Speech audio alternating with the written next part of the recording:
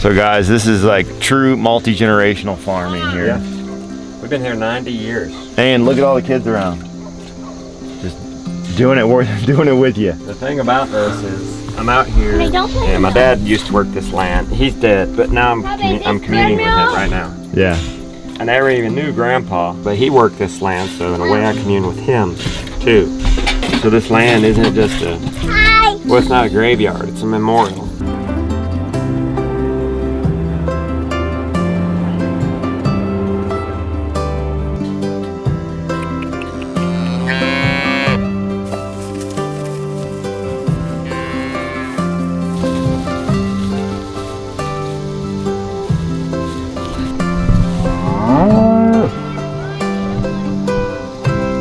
Look at this absolutely beautiful country out here. Guys, we just left Eastern Tennessee and now we are in Western North Carolina. I mean, I don't know that you can beat the Appalachian Mountains. It is just absolutely stunning out here. Beautiful country. Early on when we first started homesteading, Justin was such a huge inspiration to us. So to be out here showing everybody else what he's doing, this is absolutely amazing. If you don't know what we're doing already, we are taking an epic road trip across the nation, telling the story of average folks like you and me that are turning back to the land and learning how to grow their own food. So join us as we're on this journey. Hit that subscribe button and stay with us.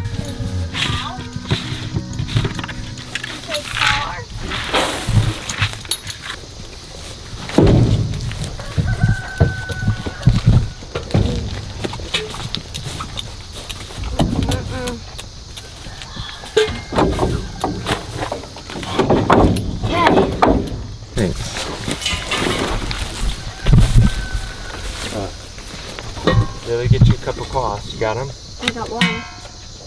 You always milk the cow uphill. Why is that? Their legs stand back. Okay. And expose the udder. See? The legs are downhill. If you did it the opposite way, the legs would be downhill.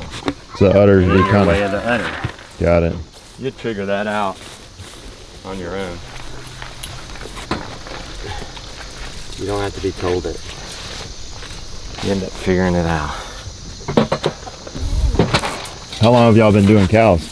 Let me think about that a second. Probably 10 years.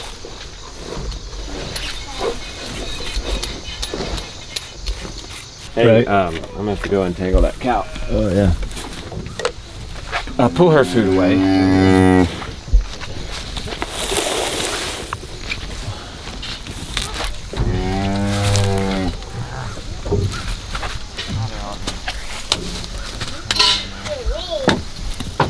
don't know how they do this stuff, but they twist it. Yeah, like it's, okay, it's untwisted right there, see? If I untwisted it, then twist that one. And just twist this all the way back. Okay. Alright. Look at that. Flipped, huh? See, I just don't need to think so much anymore. I'll just ask them. There you go. That's the advantage He's a of smart one. letting your kids, asking your kids stuff. Yeah. At some point they actually know the answers. And you don't have to think anymore. That's right. You just go to them and say, what do you want me to do today? Put me to work, boss. You only get that for so long, I guess, though. What do you mean? Like then they move on, you know. They don't have to move on. Who said that? Yeah. It's a built-in, that's a built-in social phenomenon. Right. That we've all somehow accepted, but we don't have to accept that. We can create a new family culture. Yeah, and you're kind of doing where they don't move on. You're kind of doing multi-generational farming stuff here. Yeah. Yeah, we just don't go there. We just assume they're going to stay. Right. So your father owned this land, right? Mm-hmm. Well, Grandpa bought it first. Okay. 1932. You want to guess how much? $650. Dang, man. You about came the closest I've ever seen. Okay, what was it? You would have gotten ripped off. 1932. Yeah, well, see, he was making $1,000 a year. So he put half his income on it. Yeah. Okay. And paid it off in 2 years. Paid $25 a month. Paid it off. Wow. But today, what does somebody make? 50, 60,000? Mm-hmm. So that'd be like buying this for 30,000. It's just not gonna happen. No. No. Can you imagine if this was only $30,000 these days? I mean, you wouldn't be on such a search. No. You could buy anything you wanted. Right. So your grandpa had this land, your dad ran this land. Yep. Yeah, you run this land, That's right. and then the kids are gonna run this land. Lord willing, and the creek don't rise. Right. So guys, this is like true multi-generational farming here. Yeah. We've been here 90 years. And look at all the kids around. Just doing it with you. The thing about this is, I'm out here, and my dad used to work this land. He's dead, but now I'm communing with him right now. Yeah. I never even knew Grandpa, but he worked this land, so in a way I commune with him too. So this land isn't just a, well, it's not a graveyard, it's a memorial. So you're rotationally grazing these guys, right? Is that what you're doing? Yeah, that's a must. Animals have to be moving, or they have to be on deep bedding. That's your only two choices. We are, like you said, we're a multi-generation farm, so we want this place to be better than when we found it, don't we? Right. It's the only way to do it. Sustainable. We've got to, you have no idea, but this was just briars and brambles and just On this hill? Terrible on this hill. And just allowing this grass to rest, mainly, is gonna increase, double your edibles in just a couple of years. If I would have just let them roam, I'm gonna double my weeds. Yeah. And half my edibles. Right. So you gotta let the land rest. And then you can run to, then you talk about land being expensive. Well, the best way to buy acres is to put rotationally grazing on it. Yeah. And then you are increasing your production. Yeah. Therefore, increasing your cows per acre that you can do. Right. See? Yeah. And it tends to be more, oh, it's too much trouble. Okay, well, so is buying land around here for $50,000 an acre. Right. That's a lot of trouble. Yeah. And a lot of money. All right, come on. And then not only that, they're off their parasites. So you don't come back for at least 45 days and you've eliminated the parasite. Right, okay. You've gotten away from their flies. There's all kinds of benefits to this. Get up guys, we gotta move the truck. Y'all are putting fruit trees in here? Yep, because the fruit trees are gonna be rubs. Yes, you don't do an orchard, not in the permaculture homestead. You look at what your centerpiece is. Now, if you mainly eat fruit and that's your centerpiece, then yeah, you do a high efficiency orchard.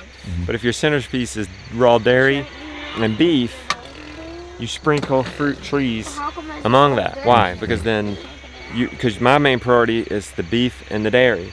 And so then these trees are only complementary. They're rubs, they're shades, and they're fly traps. Fly traps, and that spiders and birds live in them. So that's cool. The fruit is then going to be a bonus for us, and then even for the animals. They can eat the fruit. That's awesome. Papa, is it a dirt tank?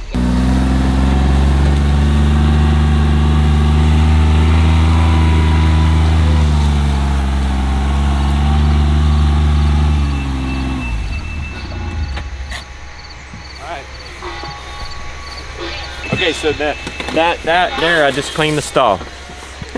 Yeah. Just clean, no manure now, and I didn't even touch a shovel. That quick. Didn't touch manure for it. So.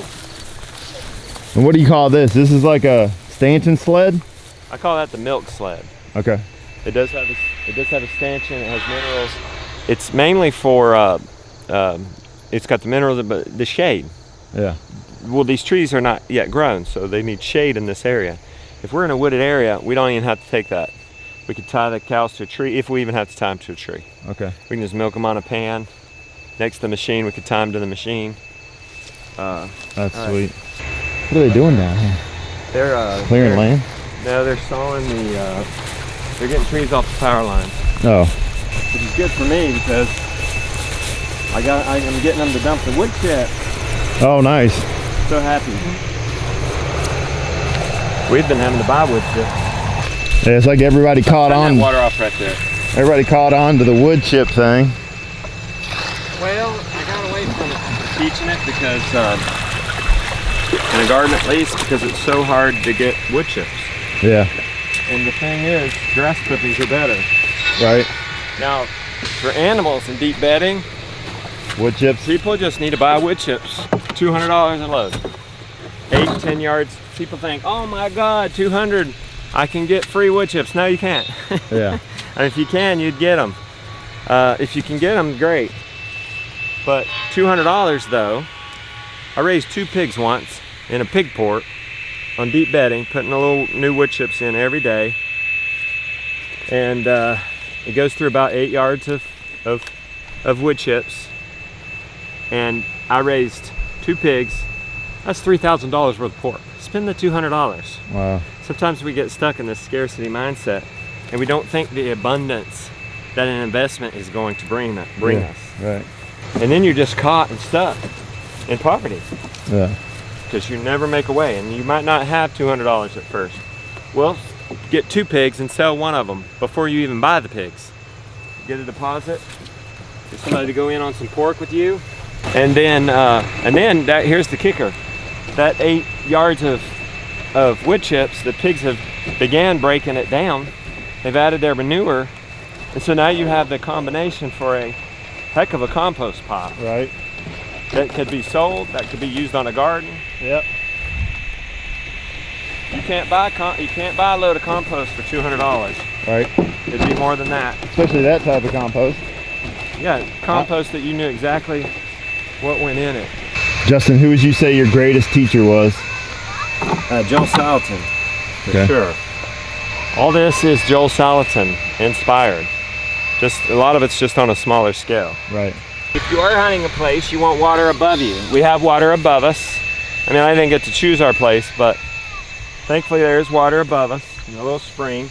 You catch it in a tank, and then it feeds down through these water lines.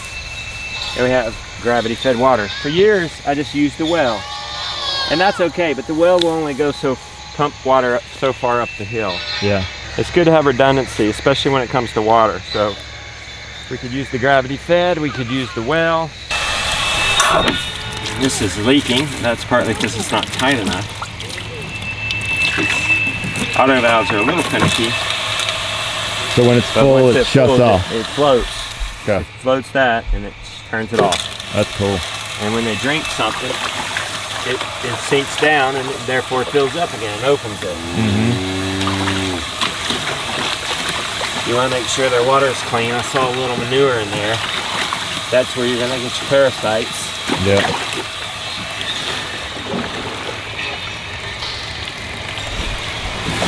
What kind of cows are these? Those are Jerseys. The females milkings are Jerseys. And the bulls an American milking devil. Okay. So that makes a killer mix. Combination? Yeah, so that'll make somebody a great family cow that's hardy and gives a lot of milk. Yeah. Got the hardiness and the meatiness of American milking Devon. And the milk production, I mean, not as good, but milk production of a Jersey. And then same thing when you get a male and we castrate it and raise it for beef, it's gonna be a beefier steer. Okay. 30 minutes. What? Yeah. Oh, yeah. All good.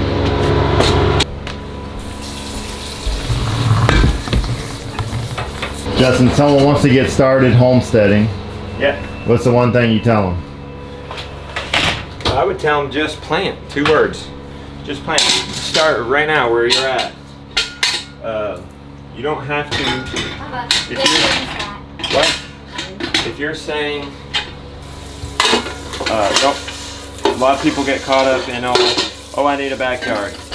Oh, I need 2 acres. Oh, I need more freedom. Blah blah blah. You just need to plant. The other thing too, you're in an apartment in New York City, you got no window. You're in one of those cheap, in the middle of a building, apartments that are IKEA size, 200 square feet. Okay, you've got a kitchenette or something. Learn how to cook a whole chicken. You know, when we first butchered our chickens, it was the first time we had ever cooked a whole chicken. You know, before that we bought it in parts. Yeah. So start buying whole foods and start cooking from scratch is basically what I'm saying. Yeah. If that's all you got, but normally you got a windowsill. Hey, in the city situation, can you get involved in a community garden? Is there a community garden? Yeah. Does somebody else have a garden? Does a friend have a garden outside the city or a farm that you could go help on the weekend?